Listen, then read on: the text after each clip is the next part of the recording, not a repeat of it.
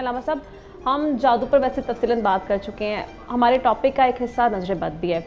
نظر بد کے حوالے سے ہم ہمیشہ سنتے ہیں کہ مائیں جو ہیں وہ بڑا زیادہ کنسرن ہوتی ہیں بچوں کو لے کے. ہر وقت ہی وہ یہ کہہ رہی ہوتی ہیں ہمارے بچے کو آج نظر لگ گئی ہے. تو سب سے پہلے یہ بتا دیں کہ نظر جو ہے وہ صرف حاسدین کی لگ سکتی ہے یا اچھی نظر بھی لگ سکتی ہے؟ یعنی جو ماں یہ کہہ رہی ہوتی ہے بچے کو کہ میرے بچے کو نظر لگ گئی ہے، کیا اس کی بھی نظر لگی ہو سکتی ہے؟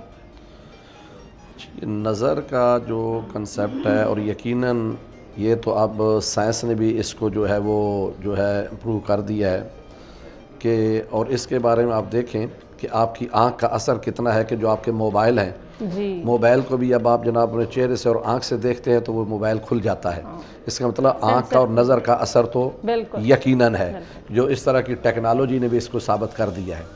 اب اس کے بارے میں اصل میں یہ جو نظر ہے یہ دل سے نکلنے والی ایک حسرت ہے یا خواہش ہوتی ہے، کیونکہ انسان کا تعلق، کیونکہ قرآن مجید میں خداوند متعال ارشاد فرماتا ہے حضور اکرم صلی اللہ علیہ وسلم وَإِن يَكَادُ الَّذِينَ كَفَرُوا لَيُزْلِقُونَكَ بِأَبْصَارِهِمْ، کہ یہ کافر لوگ جو ہیں یہ آپ کے بارے میں ہر وقت ہی اس ٹوہ میں رہتے ہیں کہ وہ دیکھتے ہیں، وہ چاہتے ہیں کہ کسی طرح سے، اور یہی وجہ ہے کہ وہ کبھی کہتے تھے کہ یہ مجنون ہے، کبھی کہتے ہیں جادوگر ہے، کبھی جناب علی نظر کی وجہ سے وہ چاہتے ہیں کہ نظر کی وجہ سے گرا دیے جائے. تو یہ دل سے وہ جو نکلنے والی ایک نظر، اصل میں اس کا نظر کا تعلق کنٹیکٹ جو ہے وہ دل کے ساتھ ہے. اب محبت کی وجہ سے بھی دیکھا جاتا ہے، دشمنی کی وجہ سے بھی دیکھا جاتا ہے، حسد کی بھی نظر ہوتی ہے.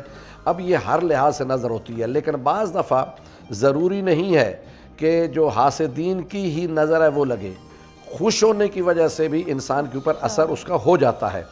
لیکن اس کے بارے میں قرآن و احادیث میں یہ ملتا ہے کہ توڑ کے بارے میں باقاعدہ بالخصوص کہ سورہ اخلاص کی تلاوت کی جائے.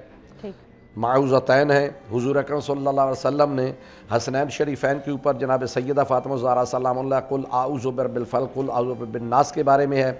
اسی طرح جو جادو اور نظر کا آپ نے کہا کہ اس کا توڑ، اس کے بارے میں حضرت علی علیہ السلام ارشاد فرماتے ہیں کہ باقاعدہ قرآن مجید میں ایسی ہمیں احادیث میں دعائیں بتائی گئی ہیں کہ ہرن کی کھال کے اوپر ایک دعا ہے، وہ لکھ کر اگر گلے میں ڈالی جائے تو انسان ہمیشہ جادو نظر بد سے جو ہے وہ محفوظ رہتا ہے. اور اسی طرح قرآن مجید میں ہر چیز کا اللہ نے حل رکھا ہے. فرمایا وَنَزَّلْنَا مِنَ الْقُرْآنِ مَا هُوَ شِفَاءٌ لِلنَّاسِ، کہ لوگوں کے لیے اس قرآن میں بھی شفا ہے. اور اگر انسان قرآن سے شفا حاصل کرنا چاہے تو نظر کا، جادو کا، نظر بد کا، ہر چیز کا اس میں سے انسان کو مل سکتا ہے.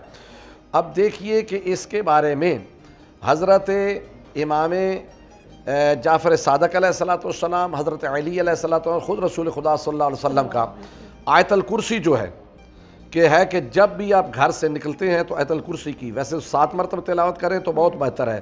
نظر بد سے بھی رہتا ہے انسان محفوظ، حاسدوں کے حسد سے بھی محفوظ رہتا ہے، اور جادو سے بھی محفوظ رہتا ہے. سفر میں سلامتی بھی اس کے لیے ہو جاتی ہے. اگر 7 مرتبہ نہیں تو کم از کم 1 مرتبہ وہ پڑھ لے تو اس کے لیے بہتر ہے. اسی طرح سورہ اخلاص کی بہت زیادہ اہمیت ہے. حضور علیہ السلام ارشاد میں جس نے 1 مرتبہ سورہ اخلاص کی تلاوت کی گو اس نے 1/3 قرآن کو پڑھ لیا.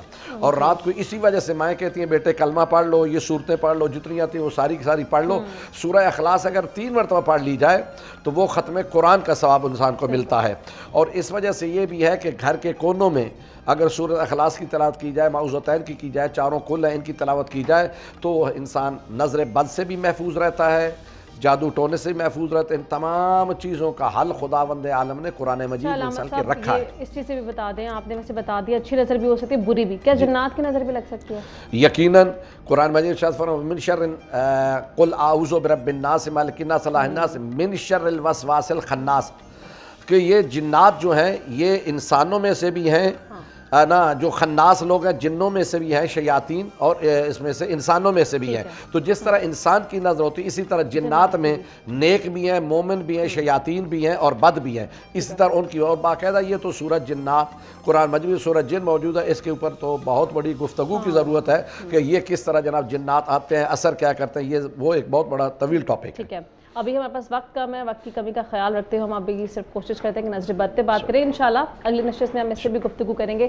پروفیسر صاحب آپ یہ بتا دیں کہ نظر بد اور جادو کا کہیں نہ کہیں گہرا تعلق رہتا ہے، اور ہم یہ پہچان نہیں پاتے ہیں کہ نظر بد ہے یا جادو ہے. آپ بتا سکتے ہیں کہ آثار کیا ہوں گے, کیسے پتہ چلے گا کہ نظر بد کا شکار ہیں یا جادو کے اثرات ہیں, کیسے پتہ چلے گا؟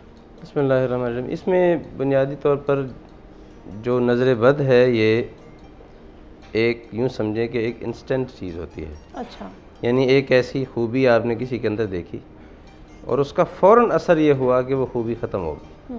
ایک بچہ صحت مند تھا, کسی نے کہا کہ یہ ماشاءاللہ بڑا اچھا کھا پی رہا ہے, فوراً ایسی کیفیت ہوگی کہ اس نے کھانا پینا بند کر دیا.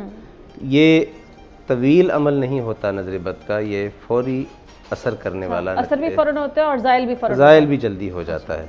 اس کے بارے میں حضرت یوسف علیہ السلام کا, حضرت یعقوب علیہ السلام کا وہ واقعہ بھی ملتا ہے کہ جب ان کے بیٹے سارے کے سارے مصر گئے تو انہوں نے ان سے کہا کہ لا تدخلوا من باب واحد وادخلوا من ابواب متفرقہ, تم نے ایک دروازے سے نہیں جانا, الگ الگ دروازوں سے داخل ہونا, کہیں ایسا نہ ہو کہ اتنے سارے 10 نوجوان بھائیوں کو دیکھ کے کسی کی نظر لگ جائے تمہارے اوپر اور اس کی وجہ سے تم ڈسٹرب ہو. دوسری بات یہ بھی ہوتی ہے کہ جو جادو ہوتا ہے یہ ایک لمبا عمل ہے اور اس کو زائل کرنے کے لیے بھی ایک طویل محنت درکار ہوتی ہے. تو یہ بنیادی فرق ہے, لیکن بنیادی جذبہ دونوں کے پیچھے ایک ہی ہوتا ہے, حسد کا.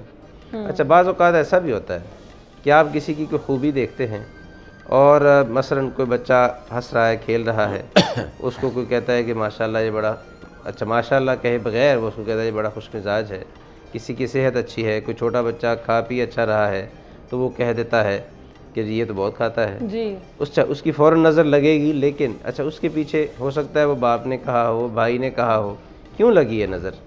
اس لیے کہ آپ نے اس خوبی کے پیچھے جو اس کا سینٹرل پوائنٹ تھا, یعنی وہ خوبی اللہ تعالیٰ نے دی تھی اس کو, جی, آپ نے اس کو وہاں سے ڈسکنیکٹ کر دیا ہے. ماشاءاللہ نہیں کہا, ماشاءاللہ, کہ اگر آپ یہ لفظ کہہ دیں گے ساتھ اس کی خوبی کو ایڈمٹ کرتے ہوئے, اس کی صحت کو, اس کے ایکٹیونیس کو بچے کی آپ دیکھتے ہیں, تو یہ ساتھ اگر کہہ دیں گے کہ ماشاءاللہ کہ یہ اللہ کی دی ہوئی خوبی ہے, تو پھر یہ نظر نہیں لگے گی. تو چونکہ وہ محبت کی نظر تھی پھر اس کا نیگیٹو اثر نہیں ہوگا. لیکن اگر آپ اللہ تعالیٰ کو بیچ میں سے نکال دیں گے, ڈسکنیکٹ کر دیں گے جو اس کا بنیادی نقطہ ہے جہاں سے یہ خوبی اس کو حاصل ہوئی ہے, پھر یہ نظر بد آپ کی لگے گی اور اس کا اثر بھی ہوگا اس بچے کے اوپر نیگیٹو. اس کے ساتھ ساتھ جو ایک چیز اور بھی ہے کہ رسول اللہ صلی اللہ علیہ وسلم نے سنن ابی داؤد کی ایک حدیث میں ہے کہ آپ نے فرمایا کہ جو آدمی جس نے نظر لگائی ہے, بعض وقت ایک طریقہ اس کو دور کرنے کا بتایا جاتا ہے کہ جس کی نظر لگی ہے اگر آپ کو پتہ چل گیا ہے تو پھر اس کو کہیں کہ وہ غسل کرے, وہ غسل کرے گا نہیں, وہ وضو کرے کسی پانی کے ساتھ. اس کا جو بچا ہوا پانی ہے وہ آپ لے کے اس کو دے دیں جس کو نظر لگ گئی ہے کہ اس کے ساتھ غسل کر لو. بعض اوقات یہ بھی ہوتا ہے کہ وہ اس کا جو اس نے کلی کی ہے وہ اپنی کلی اس پانی کے اندر ڈال دے گا, تو اس کا اثر جو ہے نا وہ اس طریقے سے بھی ظاہر ہوتا ہے. اور بھی کئی طریقے ہیں. مثلا ایک حدیث میں آتا ہے کہ حضور صلی اللہ علیہ وسلم نے فرمایا ہے کہ جب کسی کو نظر لگے تو اس کو یہ پڑھ کے اس پر دم کرو کہ اللہم بسم اللہ اللہم اذہب حرہا و بردہا و وصبہا, کہ میں اللہ کے نام سے شروع کرتا ہوں, اے اللہ اس کی گرمی اور اس کی سردی اور اس کے دکھ درد کو دور کر دے. تو گویا یہ بہت سارے دعائیں ہیں جو حضور صلی اللہ علیہ وسلم نے ہمیں بتائی بھی ہیں, اور آپ علیہ الصلوۃ والسلام نے اپنی اولاد کو حضرات حسنین کریمین کو اور آپ اپنی جو حضرت فاطمہ رضی اللہ تعالیٰ عنہ ہیں ان کو ان ساری دعاؤں کے ساتھ آپ نے خود بھی ان کا استعمال کیا ہے, ان پہ عمل بھی کیا ہے.